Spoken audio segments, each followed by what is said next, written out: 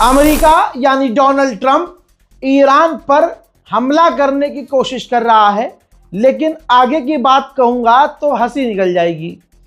Report यह बता रही है कि अमेरिका ईरान पर लिमिटेड हमला करने की तैयारी कर रहा है। अब कोई गुलाबी सुअर से पूछे कि जब नीचे से पीछे और पीछे से ऊपर तक का जोर लगाकर ईरान पर हमला किया, तब ईरान का तुम उखाड़ कुछ नहीं पाए, तो जब तुम छोटा हमला करोगे लिमिटेड, तो ईरान डर जाएगा क्या?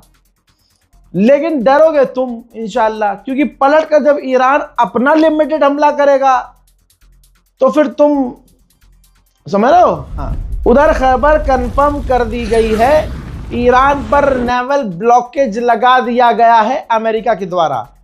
आसान कर देता हूं, अब होगा क्या? जो जहाज ईरान से कनेक्टेड होंगे, जो जहाज ईरान को पैसा देकर आ रहे होंगे, अमेरिका उन जहाज़ों को जाने नहीं देगा।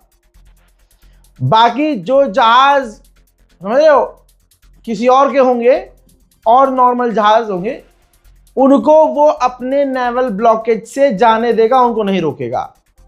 तो अब इससे और तनाव बढ़ चुका है, क्योंकि ईरान एक्शन लेने की बात कर रहा है।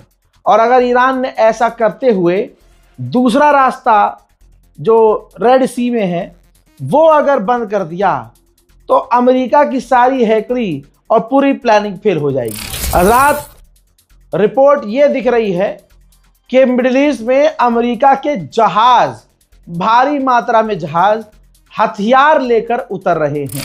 ईरानियन ऑफिशियल ने मक्खन लगाया है और बहुत अच्छे से बजाया है ट्रंप को। कहा है कि ईरान कोई ऐसा देश नहीं है कि तुम अपने एक ट्वीट से, ट्रुथ सोशल मीडिया पोस्ट से ईरान पर बैन और पाबंदी लगा सको। जैसे अमेरिका को नाकामयाबी मिली स्ट्रेट ऑफ हॉर्मुज खुलवाने में, ऐसे ही हमारा रास्ता बंद करने में भी अमेरिका को नाकामयाबी ही हासिल होगी। वैसे भी ईरान का जो मकसद है कामयाब हो रहा है।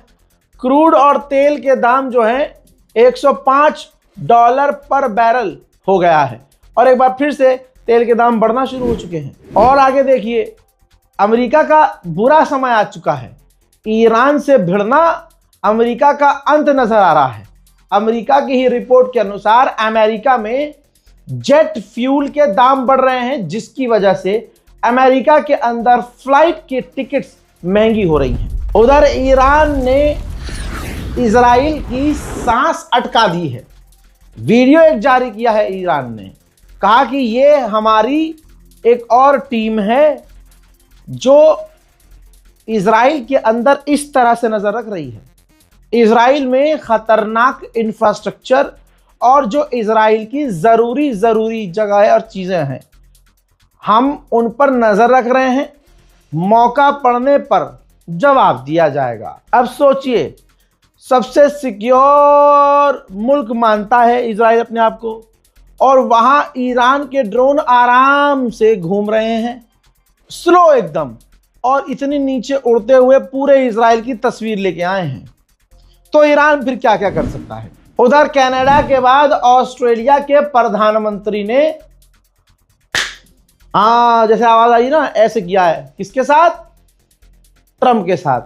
और कह दिया है कि सबसे बेहतरीन ऑप्शन है नेगोशिएशन, बातचीत करके स्ट्रेट ऑफ हॉर्मुज को हल करवाना, इस मामले को। और ऑस्ट्रेलिया ने साफ कह दिया है, हम अपनी फौज अमेरिका नहीं भेजेंगे, न स्ट्रेट ऑफ हॉर्मुज भेजेंगे। ले बेटा, एक लंबे समय के बाद ईरान के विदेश मंत्री का बयान आया। अब्बास अराक्ची ने कहा कि हम 47 साल के बाद बहुत इंटेंस बात कर रहे थे अमेरिका से, और ये 47 साल में पहली बार हुआ था कि हमारी बात हो रही थी और हमारी बातचीत सही चल रही थी, बिल्कुल सही डायरेक्शन। लेकिन एंड टाइम पर नहीं पता क्या हुआ कि अमेरिका ने अपने गोल बढ़ा दिए, मांगे बढ़ा दी, चीज़ों को बिगाड़ना शुरू कर दिया, और पूरी तरह से ये बातचीत खराब हो गई।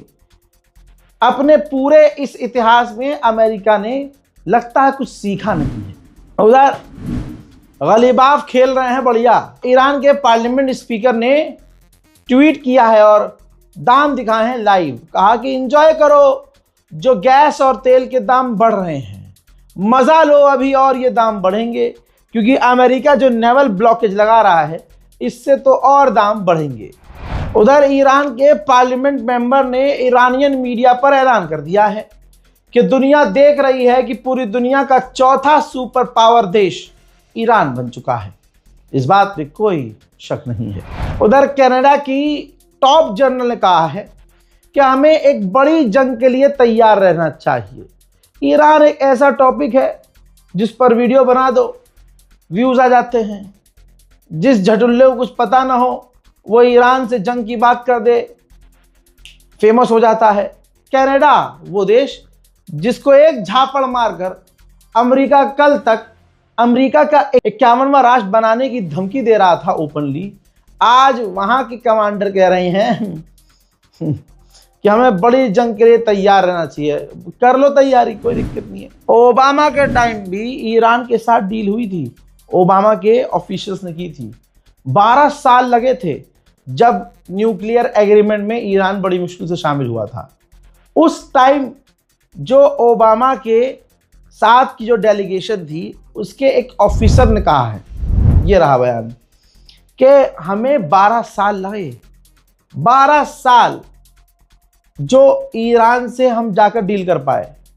आपको क्या लगा था ऐसे मुल्क से आप 21-22 घंटे में डील कर सकते हो?